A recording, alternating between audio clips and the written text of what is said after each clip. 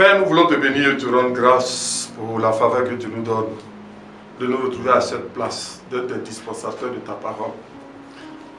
Je prie que ton esprit vienne prendre le contrôle de toutes choses, afin que chaque parole qui sera dite ce soir, Seigneur, le soit pour ta seule gloire, afin de permettre que tes enfants que nous sommes puissions chaque jour un peu plus te connaître et connaître quelle est ta volonté parfaite pour nous. Merci pour ce moment. Au nom de Jésus, j'ai prié. Bien-aimé dans le Seigneur, que Dieu te bénisse. Ce soir, nous nous retrouvons encore pour partager la suite de nos enseignements. En ce moment, au moment où je suis en train de partager cette parole, il est important de souligner que l'apôtre Zacharie Adetola, notre mentor, celui qui est une véritable source de motivation et d'inspiration, a été rappelé par le Seigneur. Et nous sommes bénis de continuer, d'avoir la grâce de continuer, d'avoir reçu une portion de cet héritage au travers de ses enseignements et de ce livre. Et ce livre sur lequel je partage, qui est Un autre esprit, est le livre qu'il a écrit et qui contient les enseignements que nous avons déjà reçus et que j'ai la grâce de partager avec vous. C'est pour cela, en ce moment, je voudrais que nous puissions acclamer le Seigneur pour la vie de cet homme et pour la bénédiction qu'il a été pour nous, et que nous croyons qu'il est déjà dans la félicité de Dieu, nous croyons qu'il est déjà en train, il a déjà sa couronne sur sa tête, nous croyons qu'il a déjà, il a combattu le bon combat, il a achevé la course, et au temps marqué par Dieu, il n'a plus de le rappeler à lui. Et nous voulons rendre toute la gloire à Dieu. Nous voulons dire merci au Seigneur Jésus pour la bénédiction qu'il a été et qu'il continue d'être au travers de ses enseignements et de ses livres. Bien-aimés, la parole que nous allons partager se trouve, et je voudrais faire le rappel, dans le livre de Nombre, Nombre 14, du verset 22 au verset 24. Nous sommes toujours dans l'enseignement, dans la suite de l'enseignement sur un autre esprit. Et je lis la parole de Dieu pour que chacun d'entre nous puissions nous retrouver encore dans ce texte. Donc vous prenez vos Bibles et nous partons en Nombre 14 du verset 22 au verset 24 et je lis. Tous ceux qui ont vu ma gloire et les prodiges que je fais en Égypte et dans le désert, qui m'ont tenté déjà 10 fois et qui n'ont point écouté ma voix, tous ceux-là ne verront point le pays que j'ai juré à leur père de leur donner. Tous ceux qui m'ont méprisé ne le verront point. Et parce que mon serviteur Caleb a été animé d'un autre esprit et qu'il a pleinement suivi ma voix, je le ferai entrer dans le pays où il est allé et ses descendants le posséderont. Bien-aimés dans le Seigneur, dans la première partie, nous avons tous vu ensemble les circonstances. Nous avons vu le contexte. Le peuple d'Israël qui, sur la base de la promesse que Dieu avait faite à Abraham, s'est retrouvé esclave en Égypte. Après plus de 400 ans d'esclavage, Dieu a suscité Moïse pour les libérer, comme son bras libérateur. Ensuite, conduits, précédés par des miracles, ils ont été conduits aux portes de Canaan.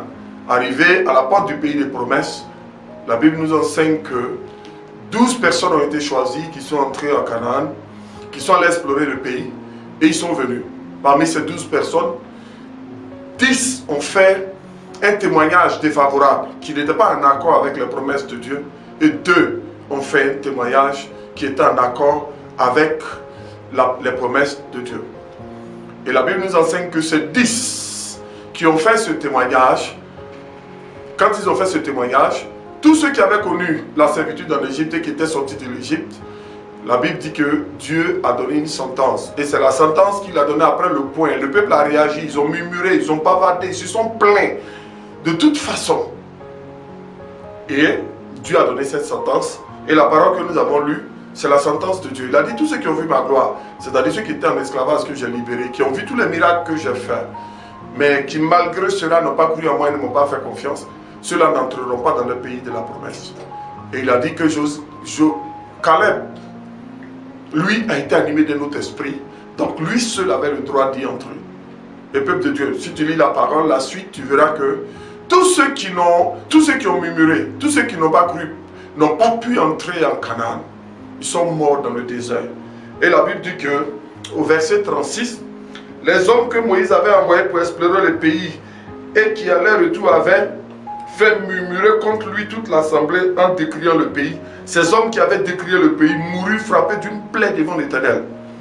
Josué, fils de Nun, et Caleb, fils de de Jephune restait seul vivant parmi les hommes qui étaient allés pour explorer le pays. Ça veut dire quoi? Ça veut dire que tous ceux qui ont murmuré ont été condamnés à mourir dans le désert, ils n'ont pas pu entrer. Ceux qui n'ont pas cru à la promesse de Dieu n'ont pas pu avoir accès à la terre promise, alors que c'est Dieu qui avait promis. Et la Bible dit que les 10 qui avaient fait le mauvais témoignage, qui a fait que le peuple a murmuré, ceux-là, ils sont morts d'une façon spéciale, d'une plaie spéciale, d'une malédiction spéciale. Et que moi j'appellerais la 11e plaie. Parce qu'il y a eu 10 plaies pour les délivrer en Israël, mais la 11e plaie a été pour eux. Parce qu'ils n'ont pas cru, parce qu'ils n'ont pas vu ce que Dieu a voulu qu'ils voient. Amen. Et après cela, nous avons vu, dans la deuxième partie, nous avons vu qu'est-ce qui a fait que le peuple n'a pas pu entrer. Quelle est cette mentalité, quelle est cette pensée, quel est cet esprit qu'ils avaient, qui les avait empêchés d'entrer à Canaan. Nous avons découvert, nous avons étudié ensemble dans la deuxième partie de ce message, qu'ils étaient habités, possédés, conduits et influencés par un esprit de servitude, un esprit d'esclavage. Et nous avons développé ensemble qu'est-ce que c'était que la mentalité d'esclave. Nous avons vu ensemble quelles étaient les caractéristiques de cette mentalité qui les a empêchés d'entrer dans leurs promesses. Et je prie que cela ne soit point votre partage au nom de Jésus. Aujourd'hui, nous allons partager quelles sont les caractéristiques qui ont permis à Josué et Caleb de pouvoir avoir accès, de pouvoir voir, de pouvoir posséder leur possession et d'avoir la grâce d'avoir été choisis pour entrer à Canaan avec ceux qui étaient nés lorsqu'ils sont quittés en captivité en Égypte.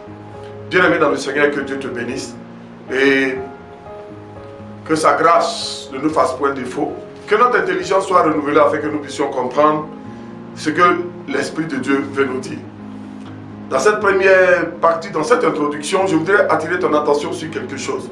Ils étaient 12 qui sont partis et il y a 10 qui ont mal vu, qui n'ont pas vu comme Dieu a vu et qui ont péri parce qu'ils n'ont pas cru, parce qu'ils n'ont pas vu, parce qu'ils n'ont pas honoré Dieu. Et il y a 2 qui, eux, ont pu entrer dans leur promesse. Il y a 2 qui étaient possédés, qui étaient dirigés, qui étaient contrôlés par un autre esprit, une autre mentalité. Même quand tu vois, si on veut prendre en termes de pourcentage, nous allons voir que 83,3% de ceux qui étaient partis, qui correspondaient aussi à ceux qui sont sortis de l'Égypte, n'ont pas pu entrer à Canaan parce qu'ils avaient une mentalité d'esclave. Ils avaient une mentalité de servitude. Et 2 personnes qui représentent 16,7% qui ont décidé de faire taire les 10 autres en déclarant la possibilité par ces mots: montons, emparons-nous du pays car nous y serons vainqueurs. C'est-à-dire Josué et Caleb. Ces 16,7% ont été les seuls qui sont entrés dans leurs promesses. Et je veux dire à quelqu'un, quand tu regardes le monde d'aujourd'hui, tu verras que 16,7% de personnes dirigent, contrôlent la vie, influencent la vie, conduisent, font travailler pour eux 83,3% de la population. Il faut que tu saches que s'il y a 100% d'une population, tu observeras que l'élite, c'est-à-dire ceux qui pensent, ceux qui dirigent, ceux qui contrôlent, ceux qui sont les leaders sont 16,7% et ceux qui sont dirigés sont 83,3%. Bien dans le Seigneur. Cette parole que nous allons partager aujourd'hui a pour objectif de faire en sorte que tu puisses faire partie des 16,7% de ceux qui sont des leaders qui dirigent ce monde, qui dirigent, qui l'influencent, qui le conduisent, que tout le monde suit et que Dieu te bénisse pour cela. Bien-aimé dans le Seigneur, il est important que tu comprennes que tout autant que nous sommes différents les uns des autres et Dieu s'attend à nous voir manifester notre particularité en nous donnant à chacun une empreinte digitale totalement différente les unes des autres. C'est une façon de dire à chaque personne que nous sommes chacun une histoire de Dieu, un projet de Dieu. Et toute la création, c'est-à-dire tout ce qui nous entoure, s'attend à ce que nous puissions manifester le potentiel que Dieu a mis en nous. Et quand nous recevons l'Esprit de Dieu, bien-aimé, l'Esprit de Dieu que nous recevons, c'est bien pour renouveler notre intelligence et nous rendre capables de manifester tout ce potentiel que Dieu a mis en nous pour toute la création. Et au moment où nous allons retourner vers le Seigneur, toute cette création pourra rendre grâce à Dieu pour qui nous sommes. Et la Bible, comme la Bible dit, nos œuvres qui vont subsister après nous vont pas continuer à parler pour nous, bien que nous soyons partis. C'est pour cela, mon frère, il est important que tu puisses voir avec moi quels sont les éléments qui sont les caractéristiques, quels sont les éléments qui ont caractérisé l'autre esprit, qui ont caractérisé la présence de notre esprit, c'est-à-dire du Saint-Esprit, en Josué et Caleb. Il est important que tu saches que, à l'étude de la parole, à l'observation de la parole de Dieu, Josué et Caleb ont été les seuls qui ont vu à Canaan ce que Dieu a vu. Il est important que tu comprennes qu'ils ont vu à Canaan ce que Dieu a vu. Cela veut dire quoi? Ils ont vu comme Dieu a vu.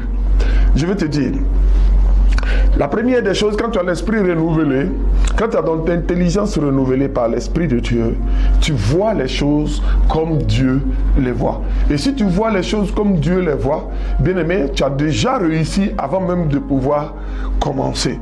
Il faut que tu saches que c'est ceux qui voient comme Dieu voit, c'est ceux-là qui réussissent. On va prendre quelques exemples bibliques. Jérémie, Dieu lui a dit, la parole de Dieu lui fut adressée en ces mots. Que vois-tu, Jérémie? Il dit, j'ai répondu, je vois une branche d'amandier et l'Éternel me dit, tu as bien vu, car je veille sur ma parole pour l'exécuter. Il lui a dit, au verset 10, il dit, regarde, je t'établis aujourd'hui sur les nations et sur les royaumes, pour que tu arraches et que tu abattes, pour que tu ruines, pour que tu détruises, pour que tu bâtisses et pour que tu plantes. Tu vois, parce qu'il a vu, comme Dieu voulait qu'il voie, parce que Dieu lui a demandé, qu'est-ce que tu vois? Il dit, je vois une branche d'amandier. Il pouvait dire, je vois des fourmis sur l'amandier. Il pouvait dire, je vois beaucoup de magnans sur l'amandier. Il pouvait dire, je vois un serpent vert qui est sur l'amandier. Mais il savait que ce que Dieu l'avait appelé à voir, c'était la branche d'amandier. C'est ce que Dieu voulait qu'il voie. Et quand il a vu ça, Dieu l'a établi. Nous pouvons voir quoi? Prendre encore l'exemple d'Abraham.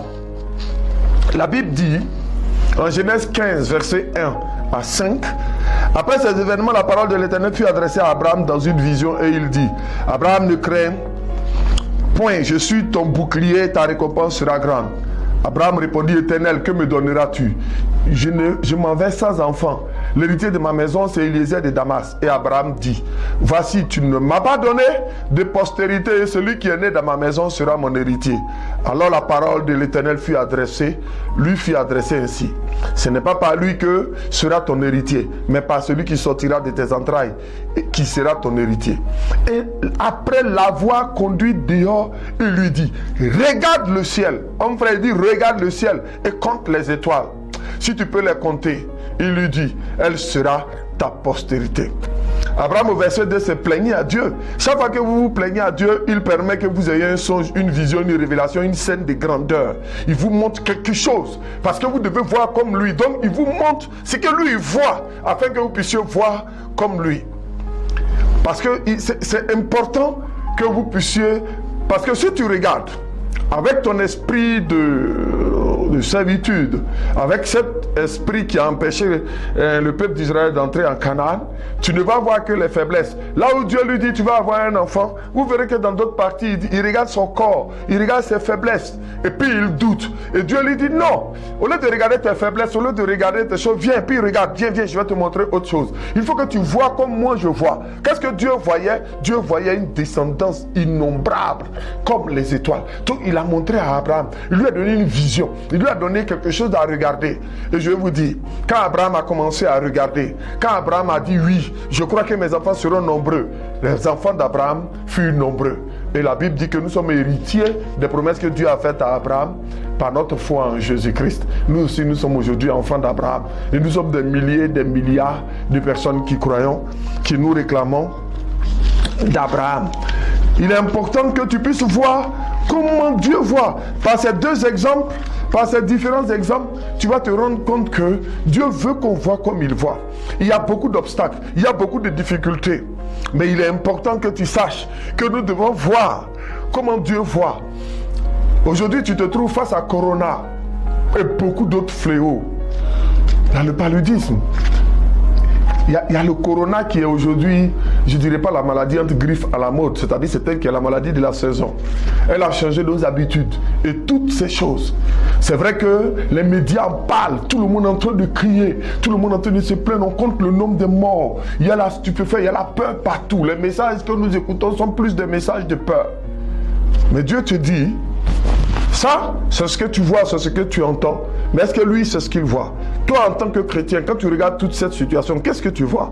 Si tu étudies bien la Bible, si tu écoutes tes pasteurs, si tu étudies bien la Bible, tu te rendras compte que Jésus-Christ de Nazareth avait dit que ce sont les signes qui annoncent, qui vont précéder sa venue. C'est-à-dire que au lieu de les regarder comme des signes, avoir peur, de les regarder comme quelque chose qui est terrorisant, quelque chose qui te traumatise, il faut que tu puisses regarder comme Dieu voit. Et comment Dieu voit cette situation? Dieu ne la voit pas comme un grand malheur qui est en train d'arriver pour te détruire. Dieu voit ça comme un signe pour t'annoncer que Jésus est à la porte. Pourquoi te montre-t-il ce signe? Pour que tu puisses voir comme lui. Il faut que Jésus t'avait déjà dit que quand vous verrez ce signe, cela veut dire que je suis à la porte.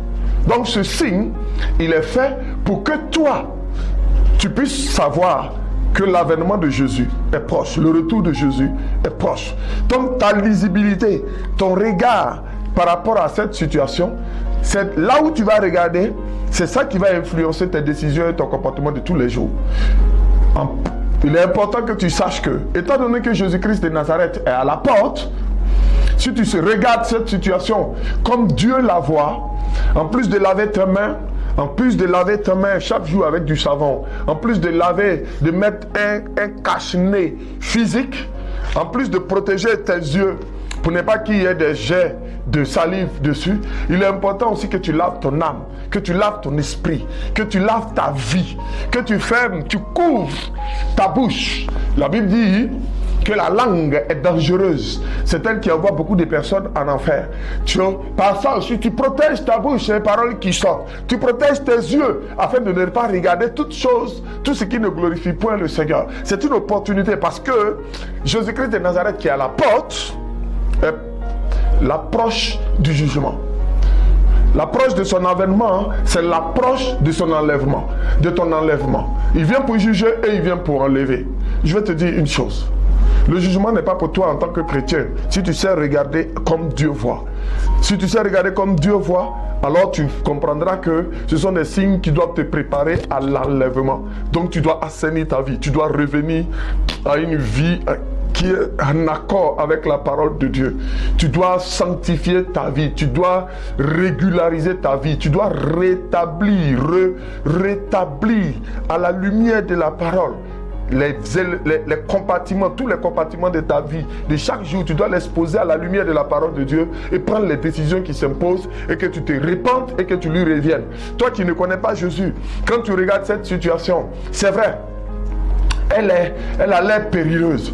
Mais je vais te dire, cette situation que tu vois, elle est un signe de l'avènement de Jésus-Christ de Nazareth. Elle est un signe qui a été déjà prédit. Il a dit, quand vous verrez la peste, quand vous entendrez les bruits de guerre, quand vous verrez toutes ces choses, cela veut dire que mon avènement n'est pas loin. Donc toi qui n'as pas encore reçu Jésus, au travers de tout ce qui est en train de se passer, si tu as l'intelligence renouvelée, au moment où tu m'écoutes, il faut que tu saches que c'est le moment pour donner ta vie à Jésus. Ce n'est pas encore tard. Donc, il est important que tu puisses voir comme Dieu voit. Alléluia. Que le nom du Seigneur soit béni. Il est important que tu saches. Je disais tout à l'heure que tout dépend de ton leadership. Josué et Caleb avaient une façon de manifester leur leadership. Eux voyaient comme Dieu voit.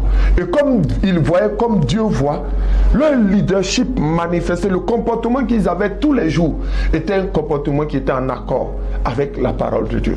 Josué était un serviteur. Il a servi. Josué était le fils spirituel de Moïse. Caleb était aussi un fils spirituel de Josué. Donc, ça veut dire que ceux-là, ils ont vécu. Josué a versé l'eau sur les mains de Moïse, et Caleb aussi était au service de Josué. Il est important que tu saches que ces personnes ont vu comme Dieu voyait. Pendant qu'eux regardaient la terre de Canaan, les autres voyaient des géants qui allait les détruire, pendant qu'ils voyaient des murs infranchissables, qu'est-ce que Josué et Caleb ont vu? Josué et Caleb, eux, ils ont vu des gardiens de la terre que Dieu avait promis déjà à leurs parents Abraham. Imagine, si cette terre-là, ceux qui étaient sur cette terre n'étaient pas des géants, s'ils n'avaient pas de grandes murailles, tout le monde allait les vaincre et la terre allait être exploitée. L'or de cette terre allait être exploité. Toutes les richesses de cette terre allaient être exploitées. Avant l'arrivée du peuple d'Israël, cette terre-là serait déjà un désert, ayant été déjà totalement exploitée. Or, il a plu à Dieu, comme il avait déjà promis cette terre à Abraham, d'y installer un peuple invincible par tous les autres peuples, sauf ceux à qui appartient cette terre. Donc il les a mis comme gardiens de cette terre. Il les a mis comme gardiens des richesses de cette terre. Et pour qu'ils soient des véritables gardiens, il en a fait des géants. Josué et Caleb, en regardant, ne voyaient pas des géants qui allaient les détruire, mais ils les ont regardés et les ont vus comme les géants qui surveillaient leur patrimoine, parce que c'était leur patrimoine, parce que Dieu a dit que la terre de Canaan leur appartenait. Donc pendant que les autres les voyaient comme la source de leur malheur, leur destruction, Josué et Caleb voyaient ces géants-là comme les gardiens de leur propriété, les gardiens, les surveillants de leur propriété, les gérants provisoires de leur propriété, jusqu'à leur avènement. Donc ils se sont dit, c'est maintenant le temps. Si Dieu les a mis là pour garder, ça veut dire que c'est nous seuls qui avons l'onction, le pouvoir et l'autorité pour les en chasser, parce que c'est notre terre. Donc montons et emparons-nous de cette terre. Homme frère, je veux te dire, devant les différentes situations, il faut que tu vois comme Dieu voit. Si tu vois comme Dieu voit, tu vas entrer dans tes promesses. Qu'est-ce que Dieu voit? Qu'est-ce que Dieu voit? Regarde par rapport à ça. Dans la presse, on dit non, l'Afrique est condamnée, nous allons avoir des millions de morts, nous allons avoir ceci, nous allons avoir cela. Mais il faut que tu saches, quel est le plan de Dieu pour l'Afrique? Si tu connais quelle est la volonté de Dieu pour l'Afrique, tu vas te rendre compte que quel que soit ce qu'il va arriver, l'Afrique ne sera pas détruite. Il faut que tu saches. Parce que la Bible dit, dans Lamentation 3, verset 37, qui dira qu'une chose arrive sans que le Seigneur l'ait ordonné. Et tu crois que Dieu va ordonner la destruction de l'Afrique? Tous les plans qu'ils sont en train de faire, tout ce qu'ils sont en train de donner comme statistique sur le nombre de morts en Afrique, ce nombre de morts n'aura pas lieu. Tu sais pourquoi? Parce que cette maladie pouvait commencer chez nous. Pourquoi n'a-t-elle pas commencé en Afrique? Elle aurait pu commencer en Afrique. Pourquoi n'a-t-elle pas commencé en Afrique? Ça aussi, c'est le plan de Dieu. Pourquoi au moment où la maladie arrive en Afrique, nous savons qu'il faut se laver ses mains, il faut se protéger sur la bouche, Pourquoi savons-nous? Pourquoi au moment où la maladie arrive ici, on a déjà des premières propositions de remèdes à gauche, à droite? C'est au moment où la maladie arrive ici, la science est déjà avancée. On a déjà des propositions de médicaments. On a déjà des propositions de solutions par rapport à cette maladie. Et tu crois que c'est un hasard? Non, Dieu ne va pas détruire l'Afrique. Dieu ne va pas détruire l'Afrique parce que je crois que toi qui es en train de m'écouter, tu respectes les mesures barrières, tu respectes tout ce que la science a déjà découvert pour te permettre de survivre. Et il faut que tu saches quel est le plan de Dieu pour l'Afrique. Il ne faut pas oublier que c'est en Afrique qu'Abraham s'est enrichi. Quand Dieu voulait enrichir Abraham, c'est en Égypte, c'est en Afrique qu'il l'a envoyé. Et c'est là qu'il est devenu riche, très très riche. N'oublie pas encore que Isaac est venu encore en Afrique et il a été béni quand le moment de sa bénédiction était arrivé. Il ne faut pas oublier encore que Jacob a été richement béni quand la famine a frappé la terre. Il faut que tu saches que Jacob a été élevé où?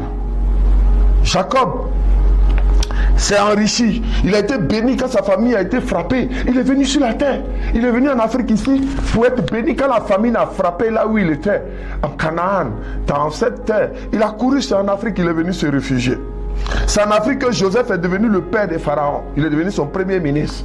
Ça veut dire que quand Dieu voulait transformer son peuple, ses enfants, en un peuple nombreux, il ne les a pas gardés à Canaan, il ne les a pas envoyés en Europe, il ne les a pas envoyés en Amérique, il ne les a pas envoyés en Asie, il les a envoyés en Afrique, il les a envoyés en Égypte. Même s'il était dit qu'ils étaient en servitude, mais la Bible dit que c'est pendant cette période-là qu'ils ont été multipliés et ils sont devenus nombreux. Et c'est dans cette Afrique-là que Joseph est devenu le premier ministre. C'est en Afrique que les 12 fils de Jacob sont venus. Ils sont venus pour être épargnés de la peste qui frappait la terre. À leur époque, il y avait une grande peste. Ils ont fui. C'est en Afrique qu'ils sont venus se cacher quand la peste a eu lieu. C'est en Afrique que Moïse est né et est devenu grand pour libérer tout un peuple. C'est en Afrique Moïse. Moïse est né en Égypte. Et c'est dans cette même Égypte-là que Moïse a été élevé dans la maison de Pharaon. C'était encore en Afrique. C'est en Afrique que le peuple d'Israël a amassé les richesses pour sortir avec de l'or, de l'argent, des pierres précieuses pour construire le tabernacle. Vous savez que pour construire le tabernacle, il fallait l'or, des pièces précieuses. Mais quand le peuple a fini en Égypte, quand ils sortaient pour aller maintenant construire le temple, aller posséder leur terre, mais l'or qu'ils avaient venait d'où? C'est en Égypte que Dieu les a envoyés. C'est en Afrique que Dieu les a envoyés. C'est là qu'ils ont pris toutes leurs richesses et ils sont partis. Alléluia. C'est en Afrique que notre précieux Seigneur et Sauveur Jésus-Christ s'est réfugié pour fuir Hérode. Le seul continent où il a trouvé refuge, c'était en Afrique. La Bible dit que Hérode voulait tuer notre Seigneur Jésus, notre Sauveur. Dieu a dit à Joseph, prends le petit enfant, fuis en Égypte. Va te cacher là-bas jusqu'à ce que Hérode meure avant qu'il ne revienne. La terre d'Afrique est une terre de refuge. C'est une terre que Dieu utilise comme base arrière, base sécurisée, que chaque fois que ses enfants ont des situations incroyables, chaque fois que l'humanité est menacée, Dieu permet que l'Afrique soit toujours ce lieu où qu'il utilise pour sauver des personnes. Il faut que vous sachiez que quand Jésus a pris le chemin de la croix et qu'il portait cette lourde croix, c'est encore un Africain, Simon de Cyrène, qui l'a aidé à transporter sa croix. C'est-à-dire notre ministère d'aide à toute l'humanité n'a pas changé. Et ça, c'est le plan de Dieu, c'est la volonté de Dieu. Il faut que vous sachiez que les Africains ont touché la croix de Jésus, ils l'ont aidé à transporter. Amen. Donc, nous avons acquis le droit de vivre nombreux, de vivre bien en Afrique. Et ça, quand tu lis la parole de Dieu, tu sais que l'Afrique, Dieu a un plan pour notre nation, Dieu a un plan pour notre continent et qui est différent de tous les plans que les gens peuvent faire. Ils peuvent tirer, ils peuvent en détruire quelques-uns, mais toujours est-il que l'Afrique survivra parce que dans le plan de Dieu, l'Afrique joue un grand rôle. Alléluia. C'est pourquoi je vais te dire, sur la base de cela, il faut que tu crois qu'il n'y aura pas des milliers de morts. Il n'y aura pas des milliers de morts. Et toi, tu ne mourras pas. Lave tes mains. Protège-toi le nez. Suis les mesures scientifiques qui ont été données. C'est Dieu qui a donné la science. La science ne crée rien. Elle ne fait que découvrir ce que Dieu a déjà créé. Donc, toutes ces mesures qui ont été données, suis-les. Et puis, avec la grâce de Dieu et la faveur de Dieu, tu survivras à cette crise. La mentalité, cet haut esprit aussi, doit te donner une deuxième chose. Pendant que tu es en train de regarder, vous savez, quand Caleb a regardé, même pendant qu'ils étaient en train de combattre, Caleb avait déjà la promesse d'un territoire. C'est-à-dire qu'il combattait. Toi, après coronavirus, qu'est-ce que tu vas faire? Qu'est-ce que tu vas être? Qu'as-tu déjà planifié? Qu'est-ce que Dieu a prévu pour toi après Corona? Comment tu vois ton avenir après le passage de Corona? Après le passage de cette pandémie? C'est maintenant que tu dois te projeter. Dans tes prières, tu dois te projeter. Dans ta position, dans ton positionnement, tu dois te projeter. Pendant que tout le monde est en train de regarder, beaucoup de personnes, pendant que les 86%, pendant que les 87% sont en train de crier de tous côtés, en train de se plaindre, les 16% sont en train de réfléchir à comment devenir prospères, comment ils vont se positionner après ce moment. Ils sont déjà en train de se disposer, ils sont déjà en train de prendre des parts des marchés, ils sont déjà en train de se positionner dans ce à quoi Dieu les a appelés. Ceux qui ont les yeux, ceux qui voient comme Dieu voit, sont déjà en train de s'organiser pour être les personnes qui vont être parmi les 16% de ceux qui vont continuer à diriger ce monde après le passage de cette pandémie. Je vais te dire, homme frère, un esprit renouvelé. Commence à penser à l'après-corona. Commence à penser à ce que tu seras après. Commence à penser à ce que tu feras après. Quand tu vas commencer à avoir le regard fixé sur ce que tu dois faire après, la vision de ce que tu vas faire après va induire en toi le comportement qu'il faut pour rester vivant jusqu'au bout. Ce ne sera pas parce que le gouvernement ou bien la police ou bien la pression est venue. Ce n'est pas à cause de la pression humaine que tu vas porter, que tu vas te laver les mains et que tu vas mettre un cache-nez. Ce n'est pas à cause de la pression ou bien de l'obligation du gouvernement ou bien de la police ou de la gendarmerie qui sillonne que tu vas rester chez toi à la maison, mais c'est parce que tu auras vu qu'au travers de cette maladie, tu as encore un avenir et que tu as un projet de Dieu et que tu as des choses à accomplir et de grandes choses à accomplir. Quand tu regardes ces choses, totalement en ayant le regard fixé sur ces choses, sur les promesses de Dieu pour toi, sur les promesses de Dieu pour notre nation, sur les promesses de Dieu pour l'Afrique, cela va totalement induire en toi un comportement naturel, une attitude naturelle qui va te permettre de préserver ta vie. Homme frère, que Dieu te bénisse. Au moment où je suis en train de finir, je vais te dire, il faut que tu vois comme Dieu voit. Il faut que tu penses comme Dieu pense. Il faut que tu marches comme Dieu marche. Il faut que tu marches selon la volonté de Dieu. Et la volonté de Dieu, c'est que tu vives.